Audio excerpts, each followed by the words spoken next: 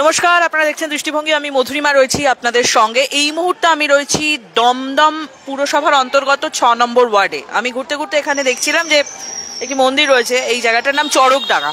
চড়কডাঙ্গা কালী মন্দিরের কাছে বহু মহিলারা জড়ো হয়েছেন, কারণ আজকে মৌনী অমাবস্যা আমরা জানি। তো এতজন মহিলাকে একসঙ্গে দেখে আমার মনে হলো যদি কথা বলা যায় কিনা। কি নিয়ে এখন কথা শুরু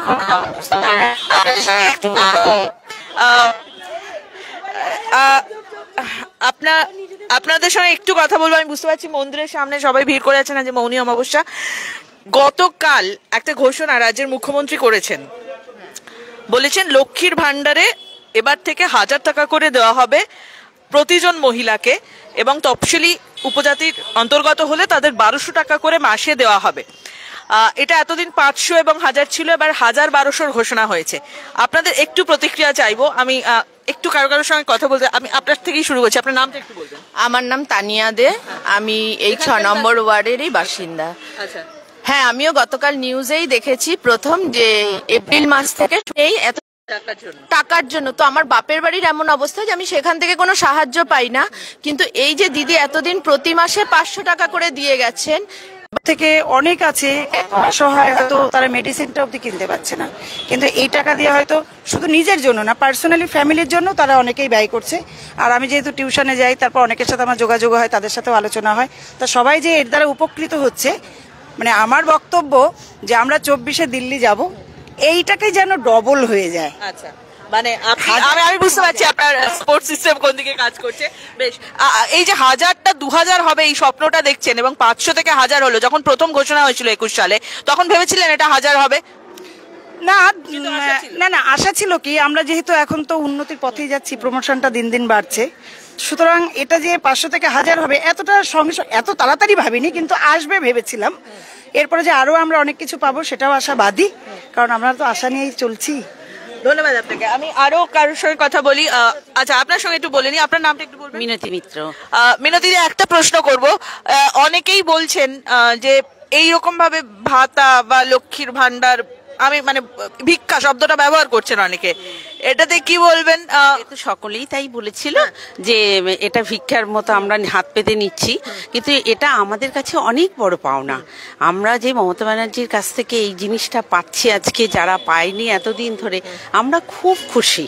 আমরা 34 বছরে এত মেয়েরা, অন্ততপক্ষে মেয়েদের কথা বলবো, যে 34 বছরে মেয়েদের এতটা মানে সম্মান বলুন, অধিকার বলুন, যা বলতে পারেন, আমরা এতটা পাইনি যেটা এখন আমরা পাচ্ছি। সেটা আমরা সত্যিই গর্বিত। এমন 500 থেকে যে 1000 হবে এটাও আমরা কল্পনা করতে পারিনি। সত্যি আমরা খুব খুশি, এবং আমরা আগামী 24-এ যাতে আরো ভাবে আরো উন্নত, একদম একদম সেইটা আশা রাখবো, আশা করি। থ্যাংক ইউ আপনাকে।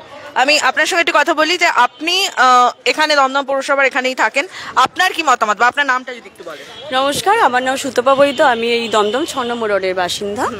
আমাদের আজ এই নারীদের যে সম্মান, নারীরা যে বাইরে বেরোতে পেরেছে, একমাত্র কিন্তু আমাদের দিদি, মাননীয়া দিদির জন্য। এখানে রং, ধর্ম, বর্ণ কিছু দেখা হয় না। এখানে প্রত্যেক মানুষ নির্বিশেষেই এই 500 টাকা বলুন বা 1000 টাকা পাচ্ছে।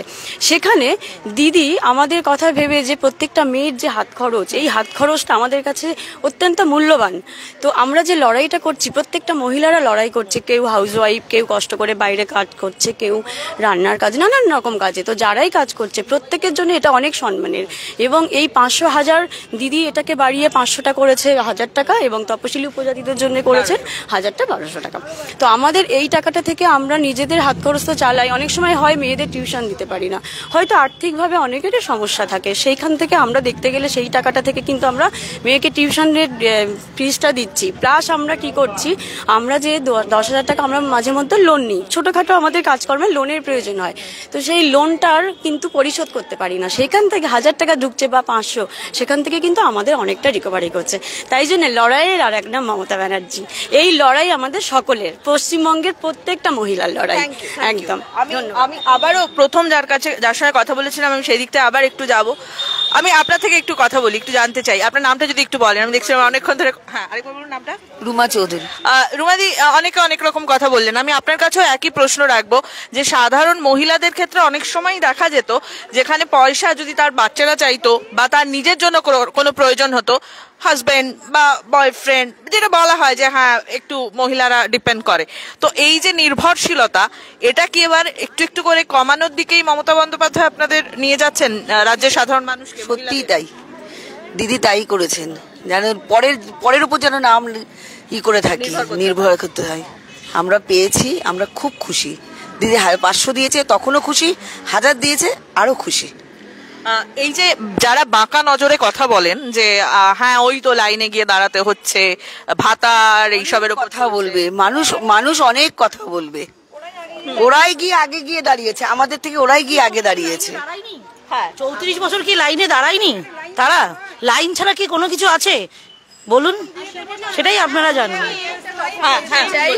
এতদিন যারা ক্রিটিসাইজ করেছে যে লক্ষ্মী ভান্ডার বা যে কোনো ভাতা মানে ভিক্ষা দেওয়া হচ্ছে সরকারের তরফ থেকে, আজকে কিন্তু তারাই দিদিকে অনুসরণ করে অন্যান্য রাজ্যে এই ধরনের প্রকল্প চালু করছে। তো আমরা একটা কথা বরাবর শুনে এসেছি যে বাংলা আজকে যা ভাবে ভারতবর্ষ পরবর্তীতে সেটাই ভাবে। সেই সময় অনেক বড় বড় মনীষীরা ছিলেন। তো আজকে আমাদের গর্ব হচ্ছে যে সেই মনীষীদের মধ্যে হয়তো আমাদের মাননীয় মুখ্যমন্ত্রীও সামিল হয়েছেন, আমরা এটা মানি।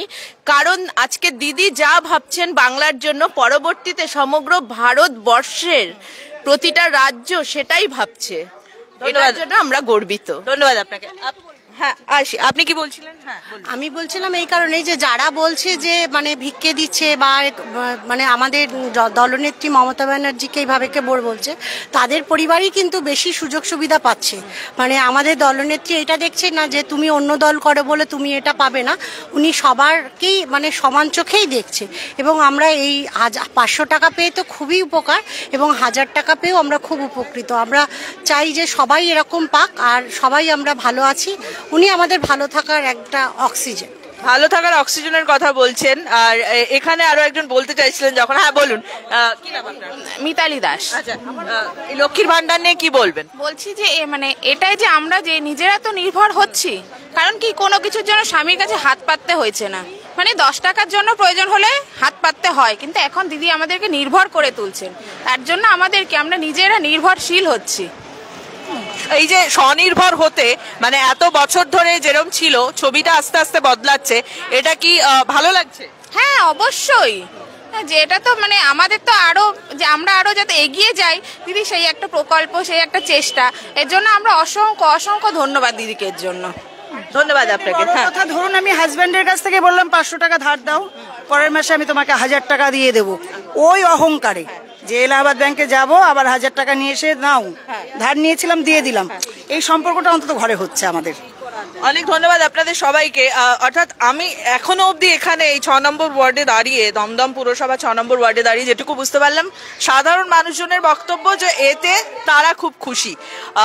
বাকি কি হবে সেটা ভোট বাক্স নির্বাচনের ফল বলবে, কিন্তু সাধারণ মানুষজনের জন্য রাজ্যের মুখ্যমন্ত্রী মমতা বন্দ্যোপাধ্যায় ইতিমধ্যেই ঘোষণা করেছেন যে লক্ষ্মীর ভান্ডারে যেটা 500 করে দেওয়া হতো সব মহিলাদের মাসিক, সেটা 1000, এবং যেটা 1000 করেছিল তফসিলি উপজাতিদের জন্য, জাতি উপজাতিদের জন্য, তাদের জন্য 1200।